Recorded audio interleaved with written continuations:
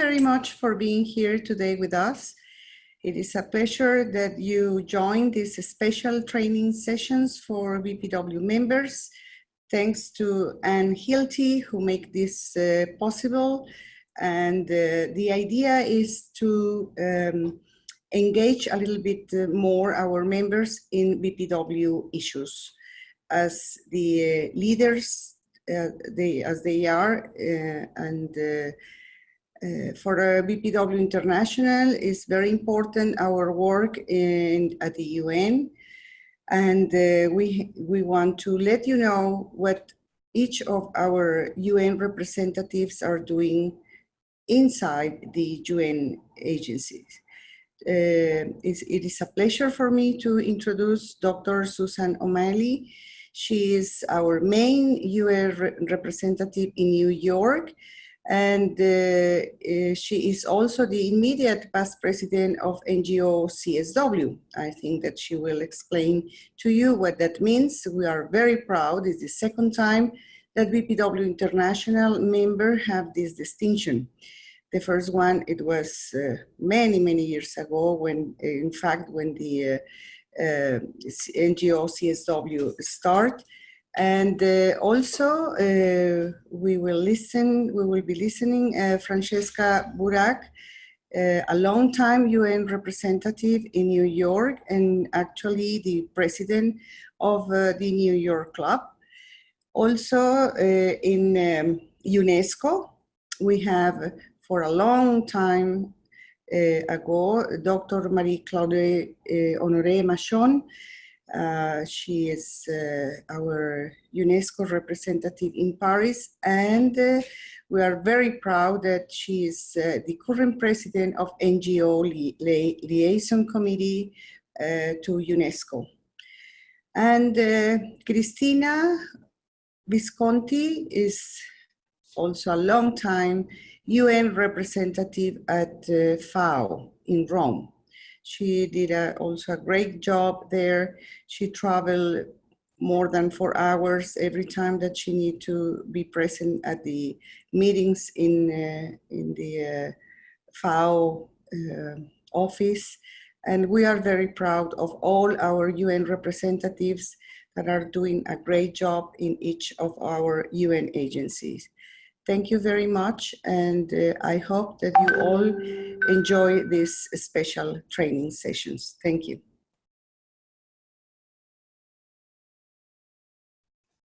Susan O'Malley, and I'm the main UN rep for the International Federation of Business and Professional Women. Now, when you're at the UN, you must say International Federation of Business and Professional Women, because if you say BPW International, what we say to each other, they sometimes look at you strangely. So we are known as the International Federation of Business and Professional Women. That is our ECOSOC accredited name that you must use. We received our special status in 1947, which makes us one of the oldest NGOs at the UN. We also have, it's called general status. Only 141 NGOs have this general status, which makes us very special. It means that we can submit longer statements than NGOs without this status. You can Google CSO to see over the 5,000 NGOs that are accredited, and you find us in the general status group. We also have DPI status. DPI is now called the Department of Global Communications. They just changed their name. We have 8 New York UN representatives that work together for BPW. We have Francesca Burack, who has been working on trafficking, Tess Mateo, who is on the UN STEM task force doing wonderful work there, Mary Brophy, who covers the Department of Global Communications briefings, Nurman Ahmad, who covers sustainable development and migration, in particular xenophobia and climate, Helena Finn, who is our human rights expert, and Lynn Hensel-Hirsch, who has been on the executive committees of the NGO Financing for Development and the Committee on Social Development. In the future, she wants to work more with the New York City's CEDAW group, trying to get CEDAW passed in New York City. I work with the Working Group on Girls and the NGO Committee on the Status of Women New York.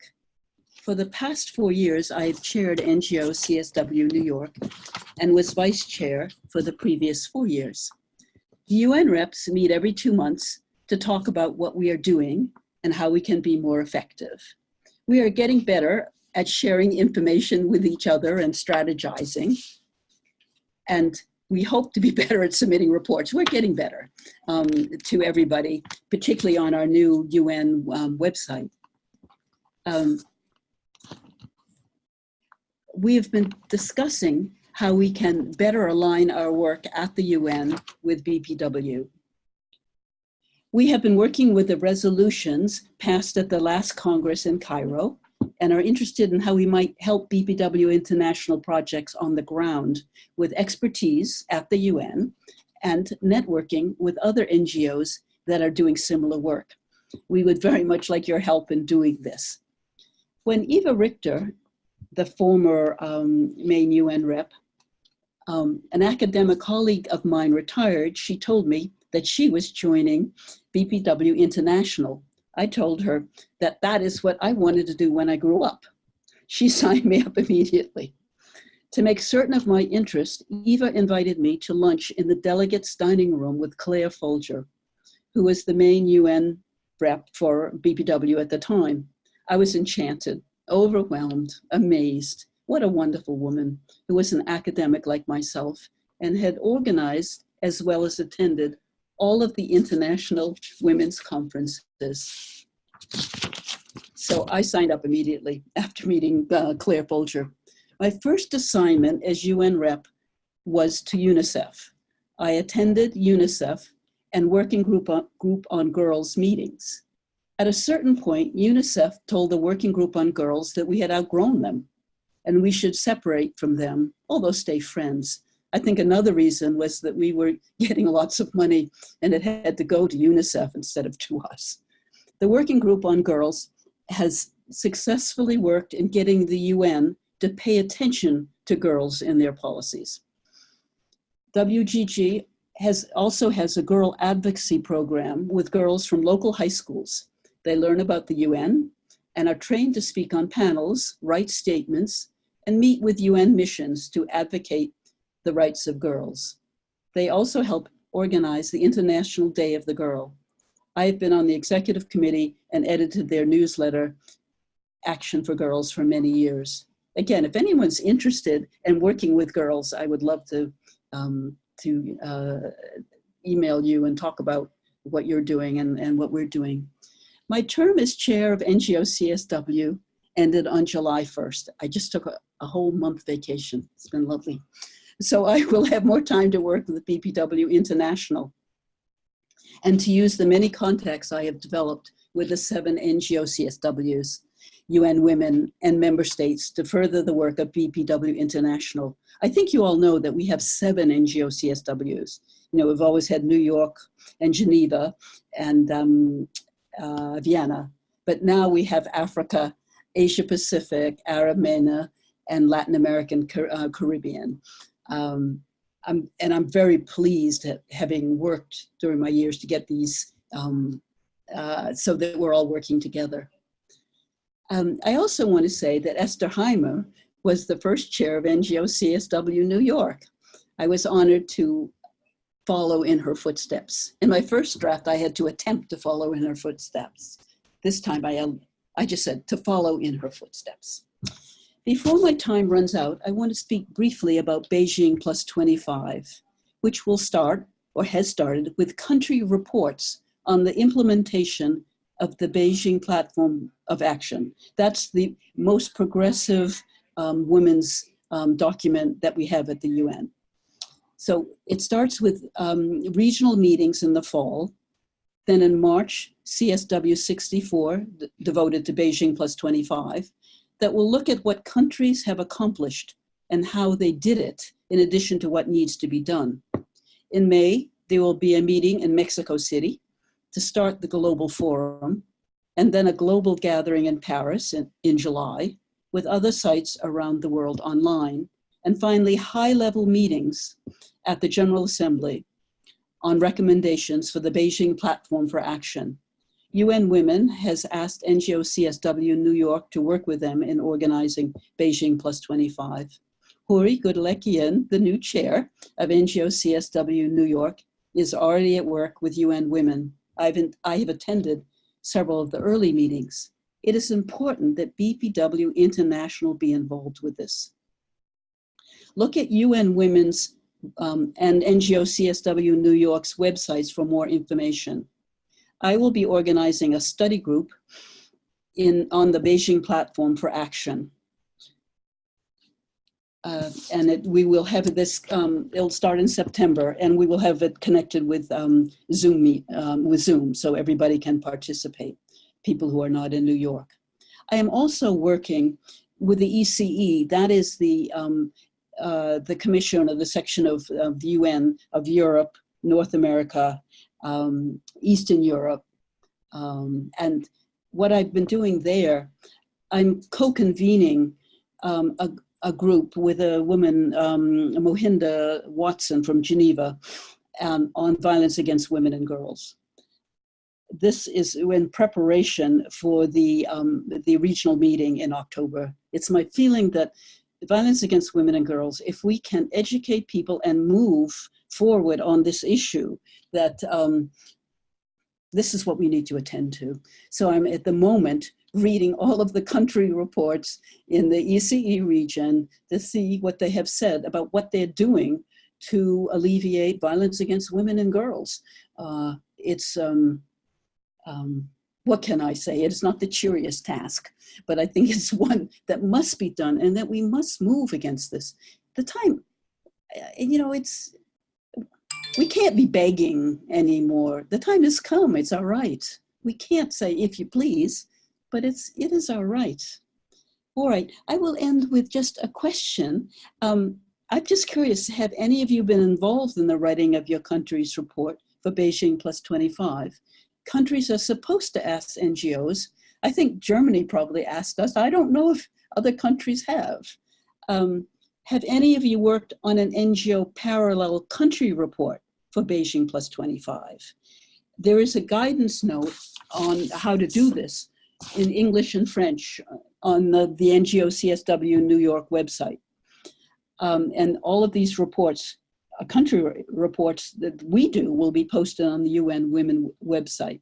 So if you would like to be involved, why don't you just email me, susanomaley4@gmail.com, and I can get you involved wherever you are. It's our moment with Beijing Plus 2025 to move the women's rights agenda, women's empowerment forward, and we should not lose it. Thank you for listening to me. That's it. So I'm Marie-Claude Machon-Honore, and I'm the president of the International Conference of NGOs at UNESCO and the president of the NGO UNESCO Liaison Committee.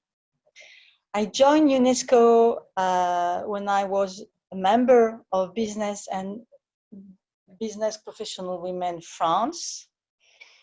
And at the time I was a teacher of English, and I was also doing my PhD on the role of education and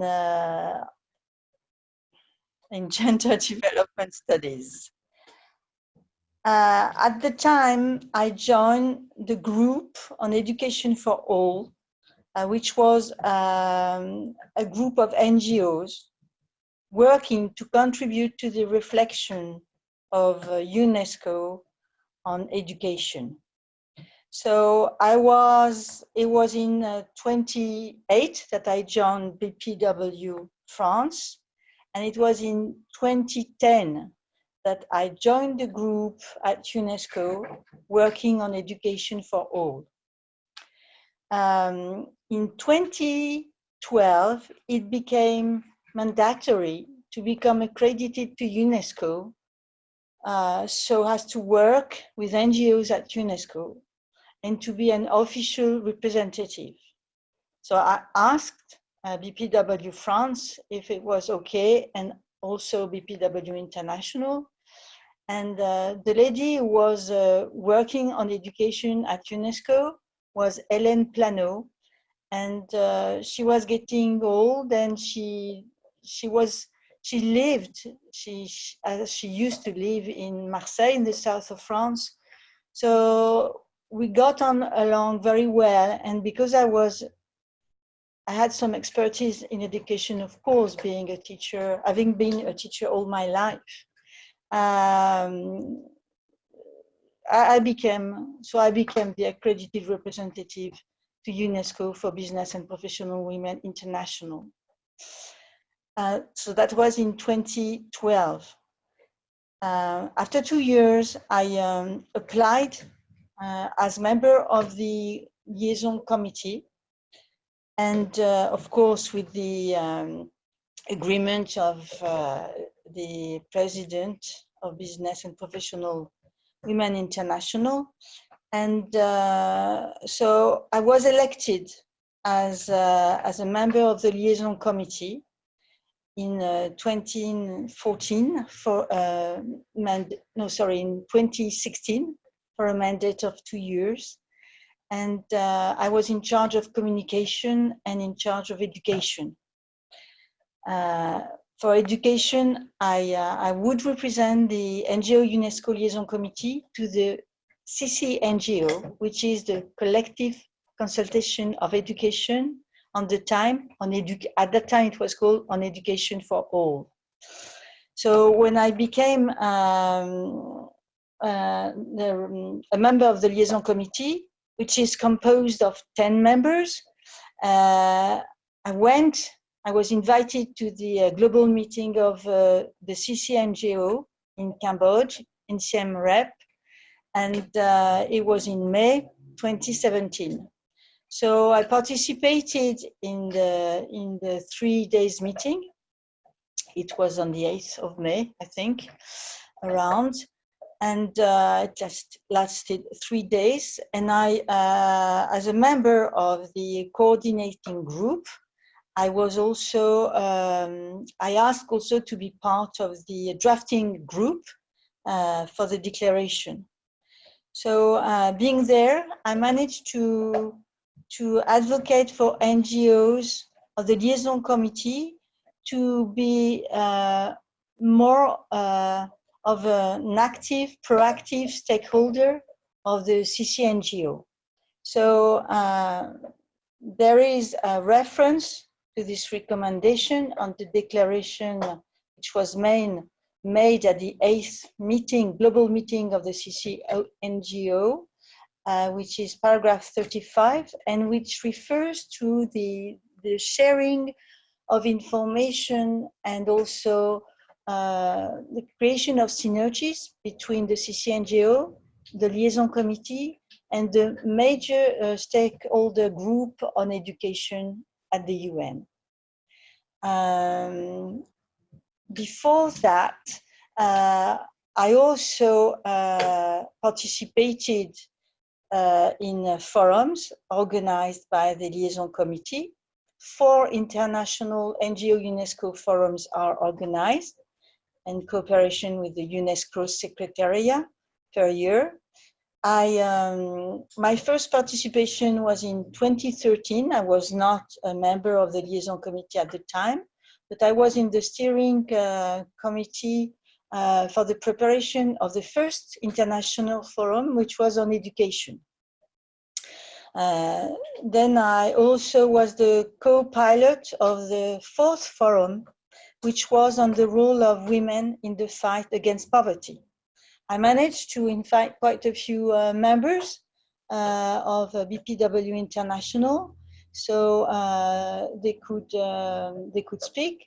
There was Dr. Amani, who is our international president now. At the time, she was vice president for membership at BPW International, and she was the moderator on a panel for the economic empowerment of women, of course. I also invited Cristina Visconti, who could contribute to the session on the poverty and on inequality and poverty of children in agriculture. So we managed to also screen the video made by the FAO. And I've been working very tightly with Cristina since then. I also invited, of course, Arzu, who could come, and she attended, and also she could take the floor sometimes to ask questions or to make comments. And I also invited, I don't remember her name just now, but she was a member of BPW UK. She had created a radio on women, for women. And at the time she lived in London, and now she lives in Scandinavia. And at the time she was also a member of GAMAG, which is GAMAG, which is a collective group reflection set up by UNESCO on the role of the media. So she was. She could also be a moderator on a panel for the role of the media in fighting poverty, and more particularly the role of women. And I had several other members coming to participate, and a member also from BPW France could talk about the importance of the role of Chinese women in water. And this forum was a great success. There were 3,000 people who participated in the forum, and there were quite a few delegations of member states. Since then, I've been the co-pilots of other forums, like the Forum on Climate, which took place last year at the same time as Emmanuel Macron, the president, hosted a forum on financing for climate. So it was quite a success. And again, I invited quite a few members from BPW International. There was Lisha Whitmer, who is also a member of Women for Water for Partnership. And of course, she could be a speaker in the panel on education and the role of NGOs in education to sustainable development. I also was a co-pilot for the 11th Forum on Science, which took place in Moscow last November. And I also invited quite a few members, and I invited two women from BPW Nigeria.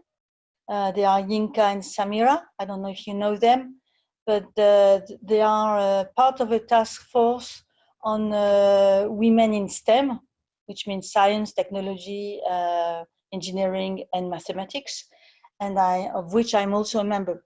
So they could be part of a workshop on particularly the role of women in STEM, education, and also empowerment through STEM. I was also a participant at COP21. I made quite a few presentations on behalf of NGOs, because I was part of the steering group for Action Day of NGOs at COP21. And I made also a presentation on behalf of Lisha Whitmer, who could not make it to COP DAS, so at a seminar organized for the Associated Schools Network of UNESCO. And as I said, it was organized by the National French Commission to UNESCO. And I was selected because I was a member. They said that I was a member of a very dynamic NGO on the role of women and also role of education. And also I was invited because I was already a member of the CCNGO, and I was myself a teacher, so it helped to to create synergies between the different activities I have. So it was a success too, and I'm still in connection with the National French Commission to UNESCO, and maybe we're going to work again, but as president of the liaison committee, but also on behalf of all NGOs, among which BPW is, of course. We are in official partnership with UNESCO. We are in a consultation status, and there are almost 400 NGOs in official partnership with UNESCO. And at the moment, it's a very critical time because the global strategy of partnership is being revised. So there was a session of the executive board at UNESCO, which is the 206th session of the executive board, which examined the recommendations of the Director General of UNESCO, who is Audrey Azoulay. And this was it was an opportunity for me to take the floor as president of the liaison committee to talk about the role of NGOs in official partnership with UNESCO, because it's about strengthening our partnership. And the idea is that we stay close and we work close in cooperation with UNESCO. Because we have expertise on different areas, and BPW has quite a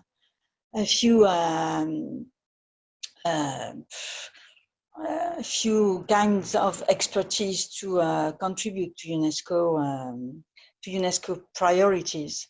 If I go back to the UNESCO, what we can contribute to with UNESCO is on education, of course, on culture, on science and communication too, which are the four priorities of UNESCO. There are also, of course, women and youth as transversal priorities too for UNESCO. So, yeah. So I think BPW has an important contribution to make to UNESCO. Gender is an important issue, and it's an opportunity to promote our advocacy, and also it's also a pointing case for leadership of women, because I think that if I can do what I'm doing, it's also thanks to BPW, because it's a great network, and I encourage young people, and we're also known for being very good, very focused on the youth. So I think it's a good point too. And I think also with the advent of technology, science, and we have to be there.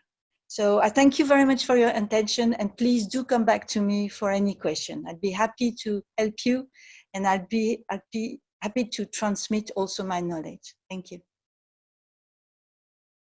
The work and the ideas of a BPW representative at FAO. I'm Cristina Gorajski, and I belong to BPW Italy, that is FIDAPA, the club of Ancona and Riviera del Conero. I was a founder in 1988, and until now I am serving the club and the district, the Center Italy district, in different positions. Concerning FAO, Anna Rosa Colangelo was in 2007, she was in charge of the accreditation of BPW International at FAO. She was one of the vice national president. And I remember meeting her at the National Congress And from 2009, I represent in our international federation in FAO. 2 years with her, and afterwards alone until now. We were, and we are still, among the international non-governmental organizations with consultative status in New York, and we were from that time the important observers of FAO in Rome, and in charge of preparing the conference. From that year on, we have witnessed a very important reform. FAO was founded in 1945 or 46 with 42 countries.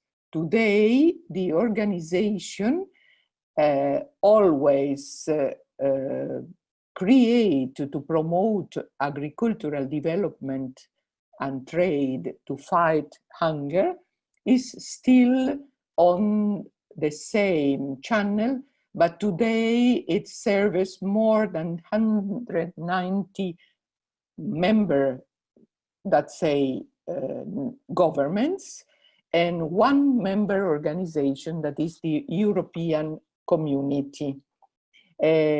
From 2014, FAO it also for agricultural and nutrition. This last 7 years was always informed with the goal to call everybody to action with new forms of collaboration with all civil society organizations. And for many of the organizations formally recognized at FAO at different levels, the overall reform process includes reinforcement of the decentralized offices. That means that more and more partnerships between FAO and academia, parliamentarians, private sector and foundation, and international and intergovernmental platform for all stakeholders to work together to ensure food security and nutrition. The committee of the CFS is the acronym, that is a Committee for Food Security, reports to the UN General Assembly and to the ECOSOC Council, and every year in a plenary session in the month of October, because of the International World Food Day. The reform for FAO and CFS involves all the Roman-based UN agency, that is the IFAD, the International Fund for Agricultural Development, and World Food Program, that is the other UN agency for emergencies. And this joint work request more expertise and programs for different countries. This inclusive approach on a wide range of food security and nutrition topics receive more and more contribution from the network of the civil society organizations, and there is a civil society mechanism whose role is that of facilitator, not a representative body, but a facilitator to promote cooperation and coordination between all the CSO members. The work of FAO, that is to say that the work of FAO now is different, and we are witnessing how the organization is better also known to a wider audience. We are still observers also at governmental meetings that become more and more open to multi-stakeholder sessions. We, together with others, international organizations, could represent the best vehicle for implementing parts of the big projects.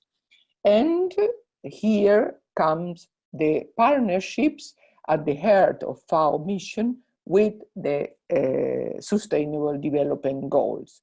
The power to bring together different actors and sectors is recognized and appreciated for the technical expertise of FAO within the broad world of agriculture through Agenda 2030, and generally speaking, being involved in virtually all the 17 Sustainable Development Goals, because all of them are part of the Zero Hunger Challenge. As a recipient of public funds, FAO is accountable not only for contributing to the contributing states, but also to the general public. And here comes our possibility as BPW to disseminate and implement all the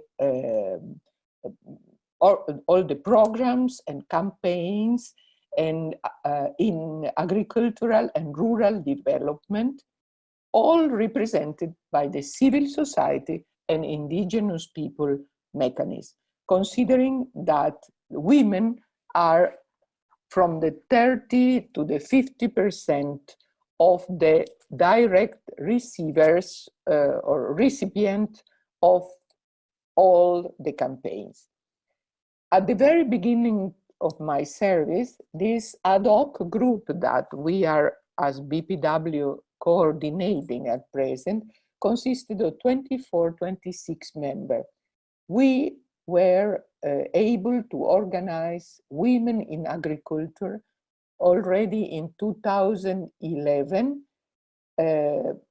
during the visit of Mrs. Bachelet, at that moment the first UN woman president, that stipulated a partnership of the UN Women Agency with FAO IFAD and World Food Programme on the empowerment of rural women.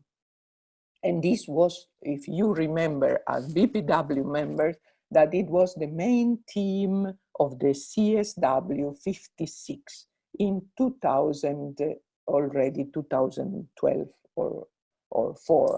2004. FAO has an institutional gender policy also and encourage gender sensitive products in the various areas of work. There is always interest for discussion of gender-related issues in agriculture, nutrition, food security, and health, because women are already, I repeat, the strong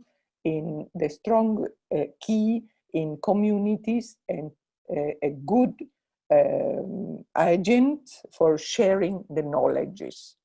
In conclusion, with my regular attendance to meetings in Rome, although relations between FAO and NGOs and international NGOs have considerably changed, together with other representatives in Rome, we give the witness or the testimony of the major role that food and agriculture plays in different and complicated situations all over the world.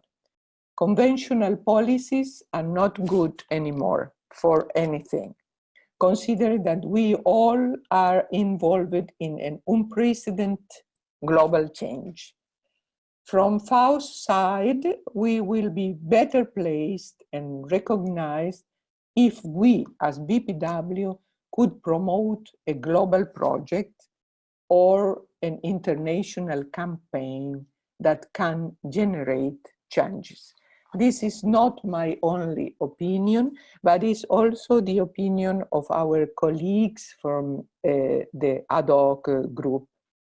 Especially in this last month, at the end of July, the past Director General, José Graziano da Silva from Brazil, after 2 terms of his mandate, is actually gave the position to a new Director General, that is Mr. Ku Dong, the ex Ministry of Agriculture in Chinese, and who already received a presentation of our group of internationals, and has sent us a letter saying that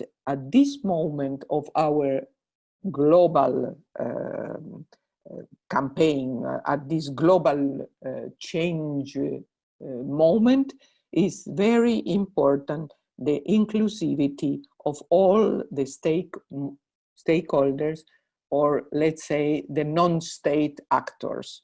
That means that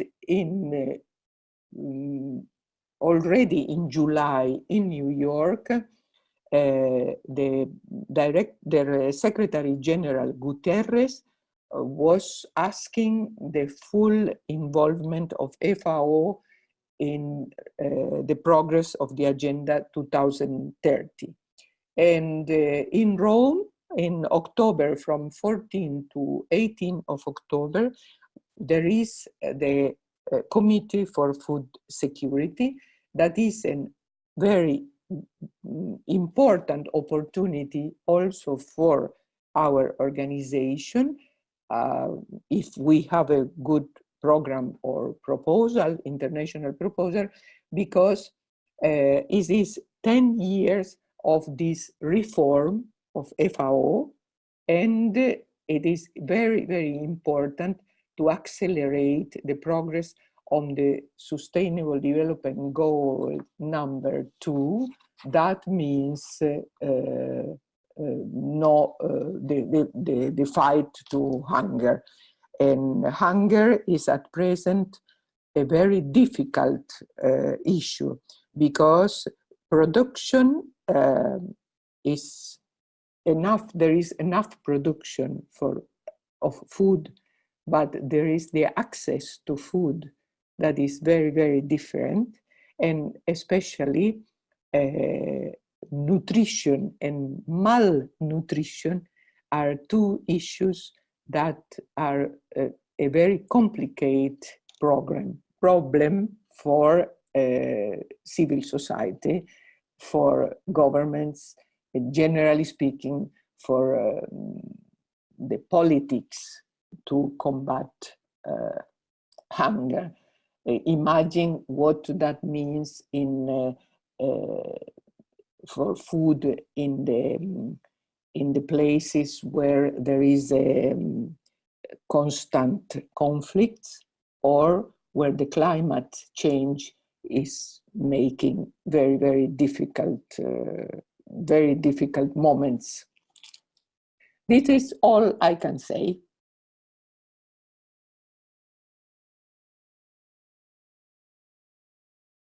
Thank you. Hello, I'm Francesca Burack. I am the president of the National Federation of Business and Professional Women, New York City, aka BPW NYC. I also represent the International Federation of Business and Professional Women, aka BPW International, at the United Nations. And so today I'm going to tell you about my participation as a United Nations representative and what I've been doing representing IFBPW. So I will be telling you about a committee that I sit on and what we do at that committee and what I do with the information once I receive that information. So I have selected the trafficking. It's called Stop Trafficking in Persons. And we meet on a monthly basis. There are a variety of campaigns that occur, such as around the holidays.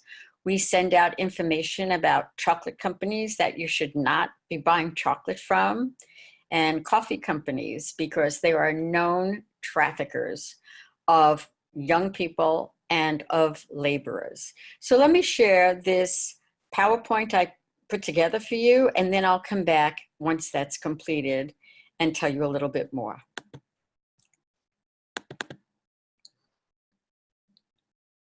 So I think you can see this now.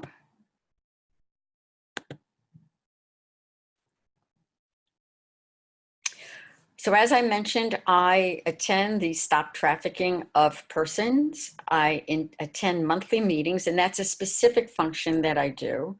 And then I'm also involved as a UN rep in writing statements, joining task forces, and creating educational opportunities for people, such as my local chapter, the national chapter, and I've even presented at some of the congresses on this topic of trafficking of people.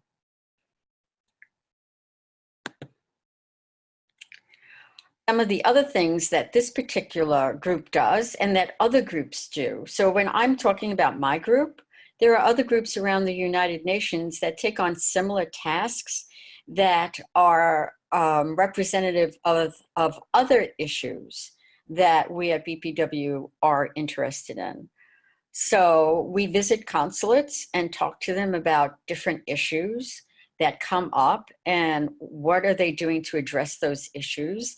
And in the trafficking committee, there is an annual trip to Thailand where people meet with government officials in Thailand itself, and they meet with support services around the country. And there are other groups that are doing this as well with other issues. Additional activities, we are so fortunate, you know, I feel so fortunate that I am in New York City with the UN headquarters here, because that gives me the opportunity on a yearly basis. The Secretary General has a meeting that we get invited to as representatives of civil society.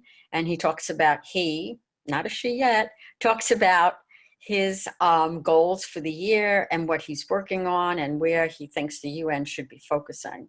Then there are also remembrance days. There's the Holocaust Remembrance Day. There are remembrance days of different events that have occurred around the around the world. And also there are panels that are put together on various topics with very high-level people, heads of governments, and people that are heading agencies at the UN. And they create panels, and we are invited to attend these panels at the headquarters building.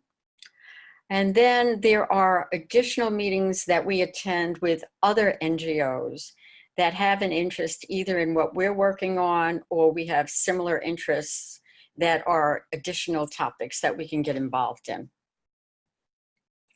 Later, I will be giving you an opportunity to share. I'm going to create an opportunity to share a PowerPoint that my committee designed on the trafficking in persons. And this is a global issue.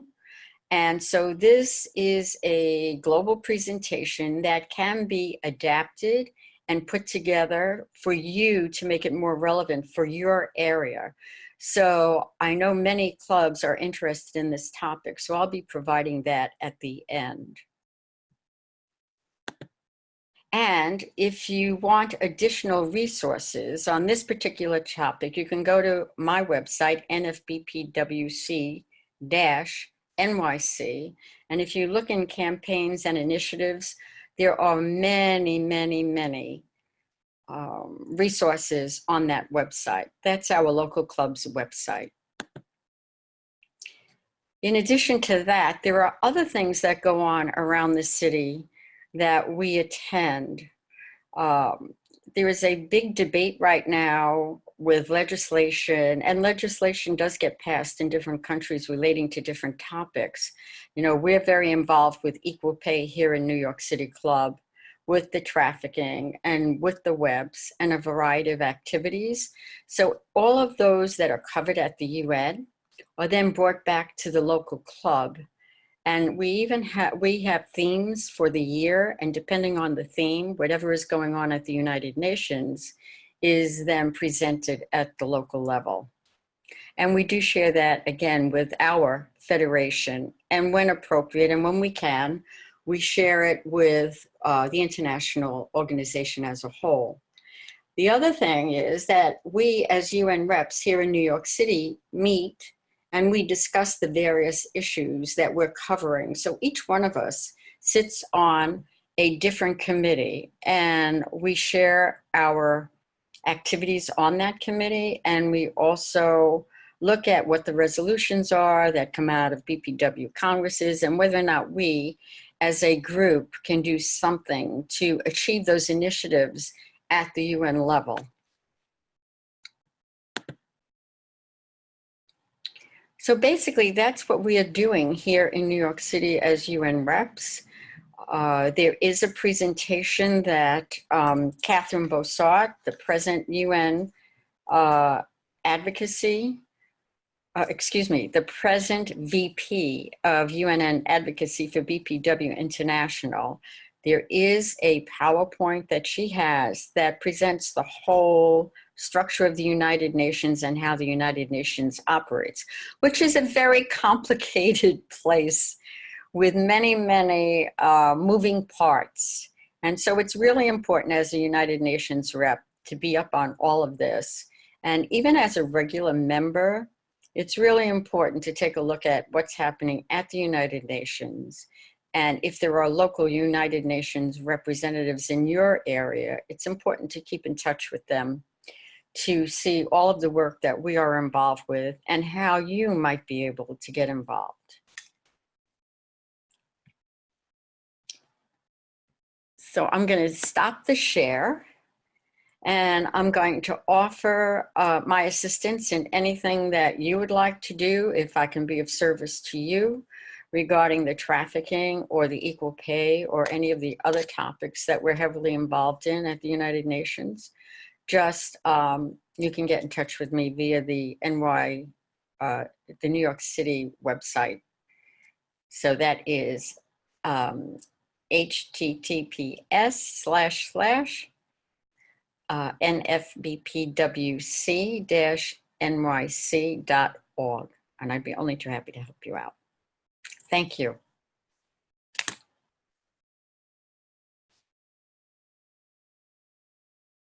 So now that we've heard from all of our 4 speakers on their UN activities, I'd just like to wrap up this session by saying, first of all, that BPW was one of the, not the founders, but supporters of the foundation of the United Nations. We've been there from the beginning and we've supported it from that start. And that one of the ways that our members have their voices heard at the UN is exactly through, in fact, it's our main way, through the UN representatives. So they carry the reports from the meetings and other functions they attend back to BPW. That's our receiving or receptive part. And then file those reports with the vice president in charge of the UN program. Once a year, we then send a report with our recommendations based on all of these findings and all of this information from our representatives. We send that report to the UN as part of their civic engagement. And recently they've asked that they not get individual reports from organizations, but collaborative ones. And actually that's a strength. So under our previous collaborations in the Project 5.0 effort that we've had, we now collaborate with a couple of those, Zonta and a couple of other women's service organizations, and we collectively send our report with our recommendations to the UN. So that's how the reports fed to us by our representatives inform us and then reflect back to the UN in the form of recommendations when it comes to women and the status of women.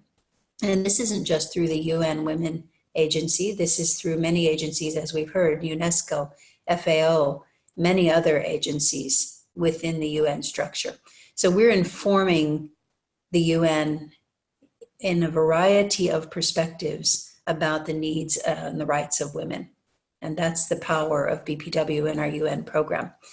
I think that it's also important to note the CSW, or Commission on the Status of Women, process that happens every March for 2 weeks, and that we always have at least 20 delegates, usually more. Some of those are our UN representatives, and some are other members from around the world who have applied and been accepted and come for either 1 or 2 of those weeks and participate in the process of the UN, the annual process of the UN that's focused on women's issues. So certainly BPW's voice is heard in that process as well. But throughout the year, because of our UN representatives, we are engaging with the UN to the degree possible. Thank you to all of our representatives, and thank you to all of you who are watching this webinar. See you in another webinar soon.